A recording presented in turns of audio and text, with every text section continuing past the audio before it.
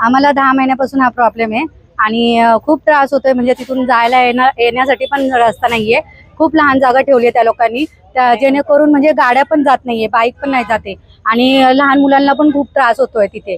आम्हाला जाता येत नाही, वयस्कर माणसांना पण जाता येत नाहीये. खूप त्रास होतोय आणि ॲम्ब्युलन्स काय स्कूटी नाही येते आतमध्ये नीट. खूप त्रास होतोय आम्हाला.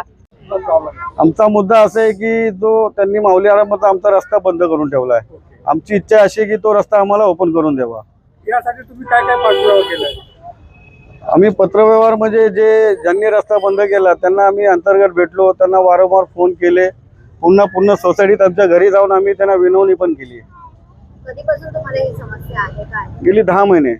काय काय बघू समोरचा व्यक्ती काय बोलतो?